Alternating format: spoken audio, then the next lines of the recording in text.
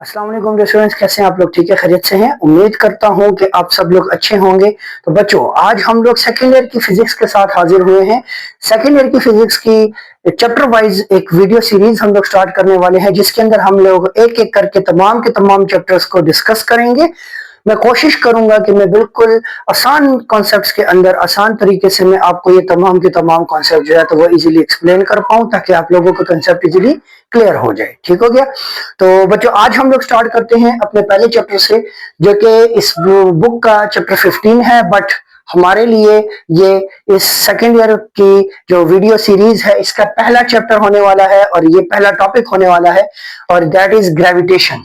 इस चैप्टर का नाम है ग्रेविटेशन। अब नाम से ही ये बात जाहिर है कि इसके अंदर हम लोग सिर्फ और सिर्फ किस चीज की बात करेंगे? ग्रेविटी से रिलेटेड सारे के सारे कॉन्सेप्ट्स को डिस्कस करेंगे। ठीक है? अब ये ग्रेविटी क्या है बच्चों? ग्रेविटी, ये जो ग्रेविटी का कॉन्सेप्ट था, ये for the first time Newton ने एक्सप्लेन किया। बट न्यूटन से पहले भी आए थे, गैलीलियो का कॉन्सेप्ट था। जब उन्होंने फ्री फॉल का और सारे एक्सपेरिमेंट परफॉर्म किए थे तो उनका कॉन्सेप्ट था। बट बाद में आके न्यूटन ने जो है तो इसके ऊपर कंप्लीट डिटेल डिस्कशन की। ठीक है? उसके बाद फिर आइंस्टाइन भी मैदान में आए। आइंस्टाइन ने भी, उन्होंने भी अपना ग्रेविटी से रिलेटेड कॉन्सेप्ट दिया, जिसमें हम लोग इनकी जनरल थ्योरी ऑफ रिलेटिविटी की बात करते हैं। General theory of relativity, GTR जो है। अब जनरल थ्योरी ऑफ रिलेटिविटी वो एक अलग कॉन्सेप्ट है। न्यूटन ने जो एक्सप्लेन किया वो हम यहाँ पे देखेंगे कि न्यूटन ने ग्रेविटी को किस तरह से एक्सप्लेन किया था और आइंस्टाइन ने किस तरह किया, वो हम आगे फर्दर क्लासेस में डिस्कस करेंगे। ठीक हो गया? आपने special theory of relativity, general theory of relativity का कॉन्सेप्ट पढ़ा होगा, नाम सुना होगा इस चीज का। ठीक है? तो ये आगे चल के डिस्कस होंगे, आगे चैप्टर्स में हम लोग इनको देखेंगे। बट इस चैप्टर के अंदर चूंकि ग्रेविटेशन है, तो हम ग्रेविटी को डिस्कस करने वाले हैं और न्यूटन के कॉन्सेप्ट्स को लेके हम लोग इसको चलेंगे आगे इस चैप्टर के अंदर। ठीक है? अच्छा, मैं आप लोगों की नॉलेज में इजाफा करने के लिए सिर्फ आपको इतना बता दूं कि ग्रेविटी एक ऐसा कॉन्सेप्ट है कि आज के दौर में भी अभी तक जितने भी साइंटिस्ट है इसको कंप्लीटली एक्सप्लेन नहीं कर पाए कि what is actually gravity. Gravity है क्या? ठीक है? तो बट ज्यादा डिटेल में मैं अभी ग्रेविटी के ऊपर नहीं जाऊंगा, वरना फिर हमारा जो मेन टॉपिक है वो रह जाएगा। तो इसको बाद में देखेंगे। आते हैं वापस अपने इस चैप्टर के स्टार्टर की तरफ। तो बिस्मिल्लाह करते हैं। तो हमारे पास पहला जो इसका टॉपिक है that is law of universal gravitation. ये न्यूटन का लॉ है, जिसके अंदर इसने ग्रेविटी का कंसेप्ट या ग्रेविटी के लिए एक उसने स्पेशल एक डेफिनेशन दी, और उसने कहा कि ग्रेविटी क्या है? कि ग्रेविटी एक फोर्स है, ठीक है, जो कि दो ऑब्जेक्ट्स के दरमियान पाई जाती है, मैसिव ऑब्जेक्ट्स के दरमियान पाई जाती है, लाइटर ऑब्जेक्ट्स के दरमियान भी होती है, लेकिन वो नेग्लेजिबल होती है। बट इसने कहा कि ग्रेविटी जो है तो वो क्या है? वो एक फोर्स है। ठीक है? तो उसके लिए इसने जो स्टेटमेंट दी, वो स्टेटमेंट ये थी कि यूनिवर्सल ग्रेविटेशन का उसने दिया कि every object in the universe attracts the another object with a force which is directly related with product of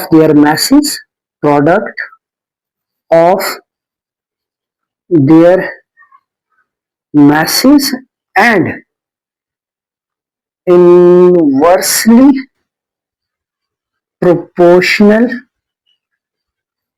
to the square of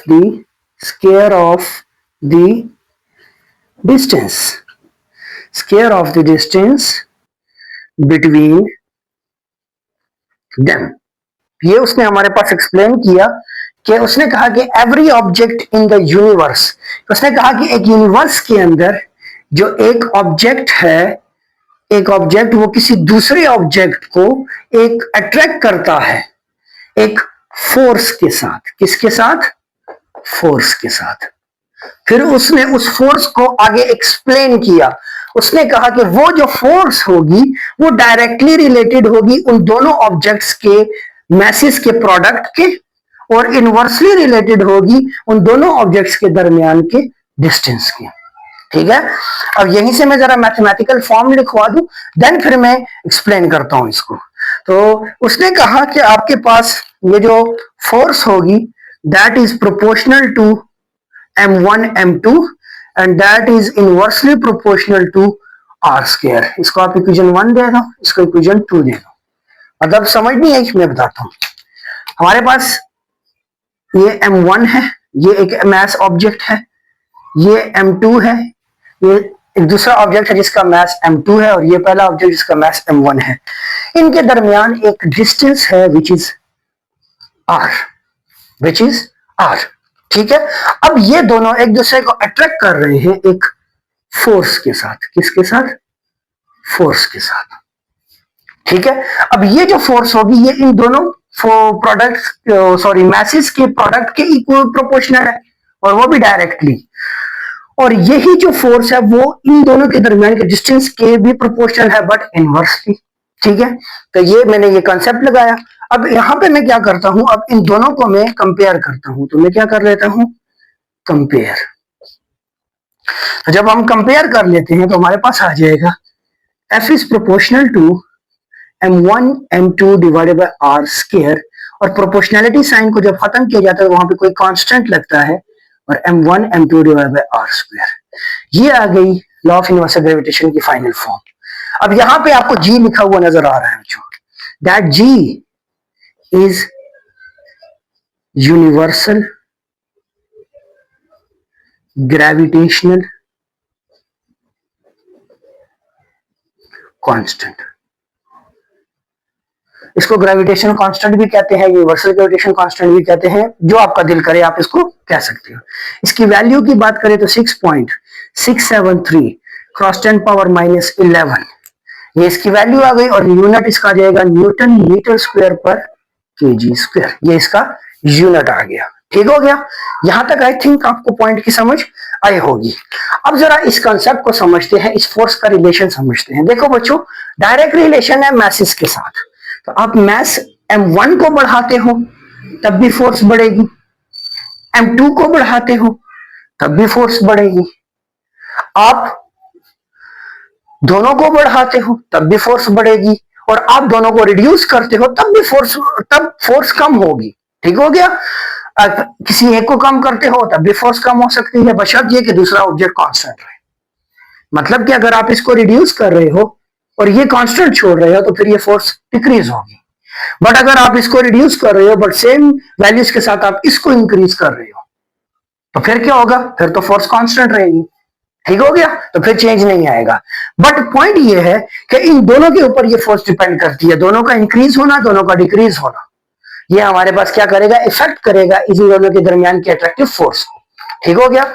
secondly, अगर ये इसकी बात करें रेडियस की, इनके दरमियान जो ये डिस्टेंस है, that distance is actually what, distance between the two objects के साथ जो फोर्स का रिलेशन है दैट इज इनवर्स। ठीक हो गया। अब सिंपल सी बात है, इनवर्स रिलेशन का मतलब होता है कि आप अगर इसको बढ़ा रहे हो तो ये कम होगी, आप इसको कम कर रहे हो तो ये बढ़ जाएगी। मतलब कि आप इनके दरमियान का डिस्टेंस कम कर रहे हो तो फोर्स बढ़ रही है, अगर आप बढ़ा रहे हो तो फोर्स कम होगी। सिंपल सी मैं आपको एग्जांपल देता हूं, इसको एग्जांपल के तौर पे रखना, इसको कहीं इसमें इसके साथ इंप्लीमेंट मत कर देना। मैं जस्ट एग्जांपल के तौर पे बता रहा हूं कि आपके पास लेट्स सपोज दो मैग्नेट्स हैं, नॉर्थ पोल साउथ पोल, दोनों को आमने सामने रखा, अट्रैक्ट होंगे। अब मैंने इनके दरमियान जब डिस्टेंस कम किया तो अट्रैक्शन बहुत ज्यादा क्विकली हुई, और जब मैं इनके दरमियान डिस्टेंस बढ़ा रहा हूं तो अब हमें ये फील होगा कि स्लो स्लो इनकी जो अट्रैक्शन है वो क्या होती जा रही है, रिड्यूस होती जा रही है। तो ये कंसेप्ट एक्चुअल में यहाँ पे वर्क करता है। ठीक हो गया। अच्छा बच्चों, तो अब हम लोग अगर देखें, हम लोगों ने कहा कि हमारे पास लेट्स सपोज ये फोर्स है, यहां पे हम लोग डिस्टेंस को ले लेते हैं, डिस्टेंस मतलब डिस्टेंस बिटवीन दी ऑब्जेक्ट्स। ठीक है, अब मेरे पास लेट्स सपोज फोर्स यहां पे है, ठीक है, और डिस्टेंस कहां पे होना चाहिए, डिस्टेंस कम होना चाहिए, स्मॉलर होना चाहिए, यहां पे होना चाहिए। तो ये कुछ यहां पे यूं आ जाएगा। ठीक है, अब मैंने क्या किया, मैंने डिस्टेंस बढ़ा दिया, मैंने 1 मीटर है, लेट्स सपोज यहाँ पे, यहां से मैंने 2 मीटर पे ले गया, 2r पे ले गया, ठीक है। 2r पे ले गया तो ये एकदम से रिड्यूस होकर नीचे आ जाएगी फोर्स, इस पॉइंट पे कहीं पे मैं ले आता हूं, ठीक है। और यहां से ये ठीक हो गया। अगर मैं इसको फर्दर 3r पे ले जाता हूं तो ये फोर्स और रिड्यूस हो जाएगी, जस्ट लाइक यहां पे आ जाएगी फोर्स रिड्यूस होके। अब ये क्या हुआ, अब अगर मैं इसको जरा ड्रॉ करूं तो ये मेरे पास कुछ इस तरह का पैटर्न बन रहा है, ये reduce in a graph, reduce हो रहा है, मतलब आप डिस्टेंस बढ़ा रहे हो, फोर्स रिड्यूस हो रही है, ठीक हो गया। ये क्यों हो रहा है, इतना सडन चेंज क्यों आ रहा है, स्लो स्लो या एक स्मॉल स्मॉल चेंज भी तो आ सकता था, बट एकदम से इतना ज्यादा चेंज क्यों आ रहा है, एक पॉइंट को इंक्रीज करने से चेंज इतना ज्यादा आ रहा है। मतलब यहां पे तो हमने इतना 1-1 मीटर का डिस्टेंस दे रहे हैं, बट वहां पे फोर्स में बहुत ज्यादा रैपिड चेंज आ रहा है, ठीक है। ये चेंज क्यों आ रहा है, देखिए बच्चों, फार्मूला हमारे पास है जी